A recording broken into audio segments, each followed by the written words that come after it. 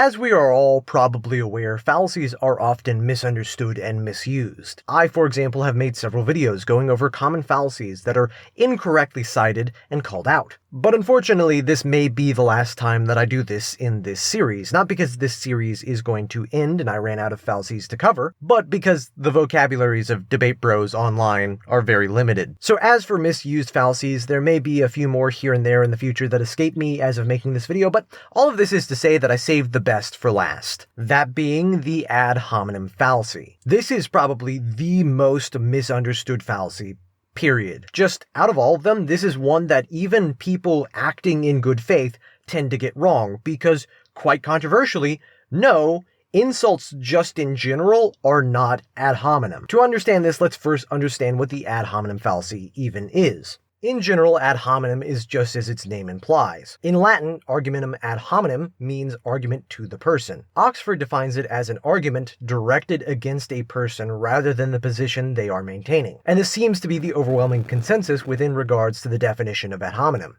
It's attacking the person and not the argument. It is also universally accepted that ad hominem is not just a single fallacy, but instead a group of fallacies, the most notable of which being the tu quoque fallacy. This fallacy is when an argument is discredited by virtue of the speaker's actions or behavior being inconsistent with the argument itself. For example, if a murderer says that murder is immoral and someone challenges the argument by pointing out that the murderer is a murderer, and not by addressing whether or not murder is immoral. That, in most contexts, is an example of the tu quoque fallacy. This fallacy is also referred to as the look who's talking fallacy, or as I like to call it, and hopefully this will catch on, the know you fallacy, because I feel silly saying to quoque.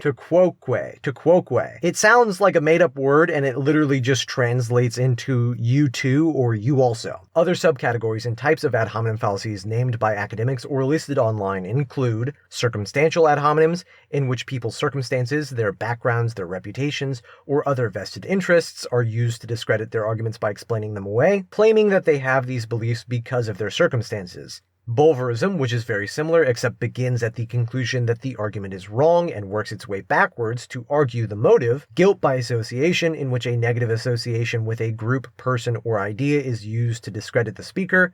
Poisoning the well, which is when you bring up apparent negative traits of a person in order to distract from that individual's argument. And abusive ad hominems, which are insults. There are probably more subcategories and more fallacies that are variants of ad hominems, but the categorization of fallacies never seems to be an exact science. For example, with bulverism and circumstantial ad hominems, we see that perhaps an entire subcategory could be motive-based ad hominems, where the motive of the speaker is challenged in some way. Or in the case of poisoning the well and guilt by association, another category is likely challenging the speaker's character when it is not relevant to the discussion in order to discredit the argument, which leaves fallacies like tu quoque, in which there is a feigned superficial relevance. Whatever way you want to conceptualize it is fine. The only caveat we really arrive at is what I set out to prove at the beginning of this video. As we'll see, the odd one out here is abusive ad hominems. They don't really fit neatly under the umbrella of ad hominem. For example, imagine that I am a flat earther and you are arguing me. In one instance, you show me proof that the earth is round and you say, see, the earth is round. In the next instance, you hand me the same proof, but now you say, see, the earth is round, idiot. Did adding idiot to the statement magically make it so the earth was not round? No. Did it even change the evidence you provided me? No. So how can you say that the argument is now invalid or not cogent? We can't. We can say that I'm less likely to accept your conclusion, so by virtue of that we can say that insults are rhetorically flawed and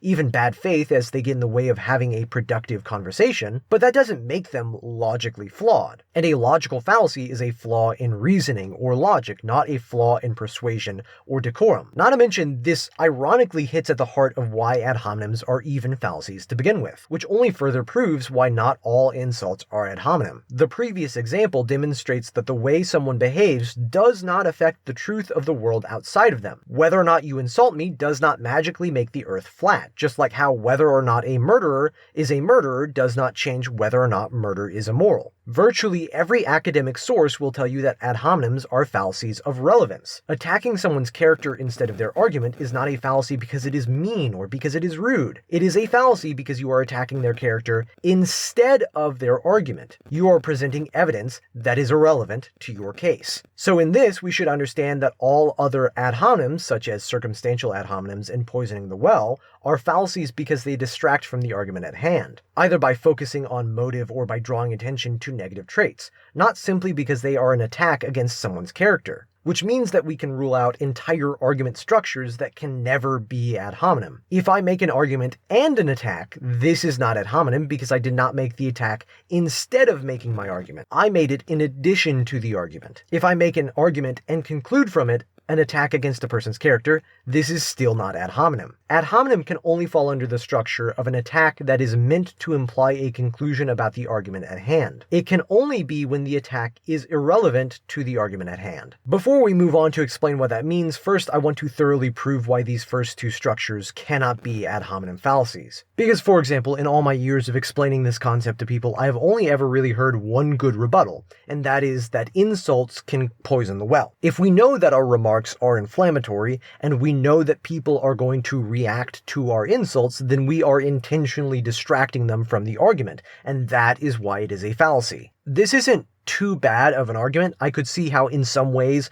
that could be true, but we need to contextualize it by going back to the poetic irony of the example that I made earlier. If, when you give me evidence that the earth is round and call me an idiot, I dismiss your argument because of your insult, I would be using your behavior to draw a conclusion on something that is irrelevant to your behavior. Your insult doesn't make the earth flat. I know that we just covered this, but you need to understand that this is the other side of the coin. Not only are insults like this not a fallacy, but sometimes when people call out ad hominems not knowing what they actually are, they end up inadvertently committing them. Just like how I dismissed your argument on the basis of your behavior and not on the basis of your argument. And also by the weak standard that any insult can be inferred to poison the well, all attempts to point out ad hominems thus become ad hominems. If derailing the conversation at hand is what makes ad hominem a fallacy, then you have committed that fallacy by derailing the conversation to talk about the other person's insult. If at any point making a negative statement about someone's behavior is poisoning the well, then by making this accusation of another person's behavior, you have poisoned the well. Clearly then, this standard leads to contradiction. If an attack is not explicitly stated or can be reasonably said to imply a conclusion,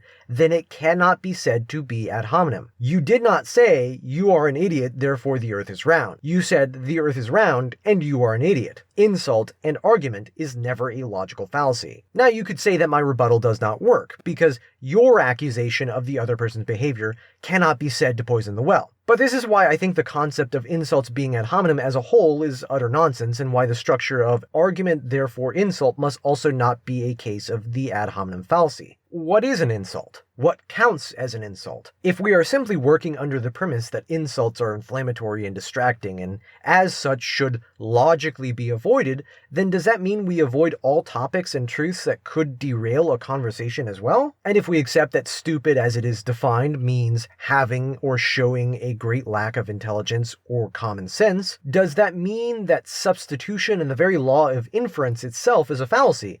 Because apparently I'm not allowed to say that someone is stupid when they meet the definition. No, stupid is what stupid does. If someone meets the definition, then I can conclude that that person has met the definition. That is not a fallacy. Even though I think the world has gotten too soft, insults are counterproductive at times. They are bad faith. But this mentality that we have to not make things personal totally spits in the face of what logic is supposed to be.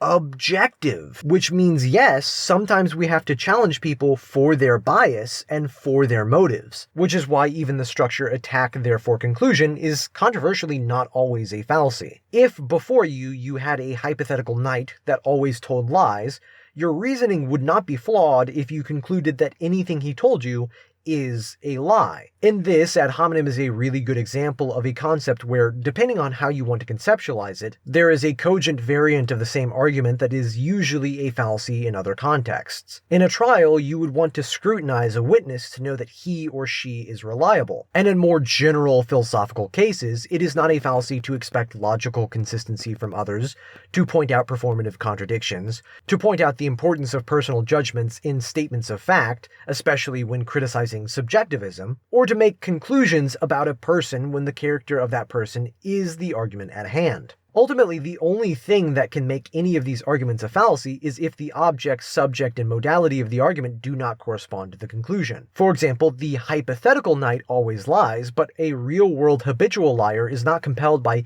any sort of magic spell to do the same. That person may lie or may not. Here, the difference is the modality and the action. If you say the knight has to be lying because the knight always lies, this is cogent reasoning. If you say the real-world liar has to be lying, this is not cogent. The liar may lie often and be more likely than the average person to lie. There may be instances where the liar will feel the psychological desire to lie, but in general, the liar does not always lie. So not every statement from this person is a lie. Even if it were, another good example is that it would be a fallacy to say that the liar is always wrong. The liar, being a real person unlike our knight, would have real-world limitations of knowledge and only be able to lie based on that personal knowledge. In other words, the liar's knowledge could be wrong, and so in lying, actually say things that are correct but believed to be lies by the liar. So if you understand that the reason why ad hominems are a fallacy has almost nothing to do with personal attacks and everything to do with making relevant statements, working through what is and is not ad hominem should be easy. For example, as I mentioned earlier, it is not a fallacy to point out performative contradictions. In the textbook example, the statement, "I'm dead," is a performative contradiction, because no dead person can utter it. If you say that you are dead, then it is not true. And in that, we are not attacking the character of the speaker. We are pointing out the logical inconsistency in the statement. Likewise, subjectivists essentially cannot believe in the concept of ad hominem, because the problem with this fallacy, as we demonstrated earlier, is that the character of the speaker does not affect the truth outside of the speaker. Subjectivists, in their extreme and in terms of ontological subjectivism,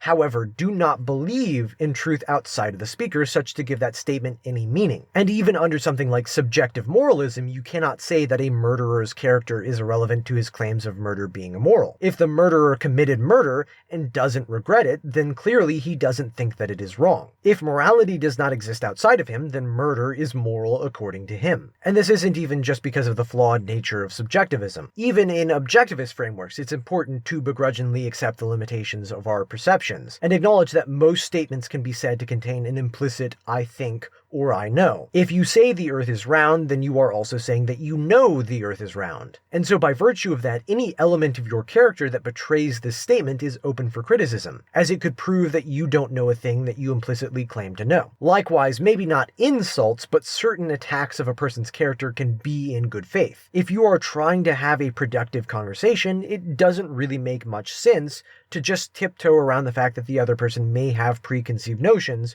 or be biased in certain ways. Ultimately, yes, there is a truth that exists outside of us such that our character tends to be irrelevant to our discussions, but our discussions can be about us, and they are always about the world as we perceive it. So I guess if you take anything away from this video, it shouldn't be that you get to go around just insulting anybody because I said so. I mean, I'm not one to tell you not to. I think people often remain ignorant because society coddles them, but that's besides the point. The important takeaway from this video is that the ad hominem fallacy is more nuanced than people make it out to be. And so if you participate in this culture of using fallacies as buzzwords, you're going to end up dismissing a lot of arguments that you perceive as an attack. And if you don't have an objective standard for what a baseless attack against your character is and what it is not, then you're essentially just going to end up dismissing anything that you don't like. And that's the problem with thinking that ad hominem means insult. It generally just ends up being you sanctifying your entitlement behind a facade of logic, rather than challenging your character and how it informs your perception of the world, which is what critical thinking actually is.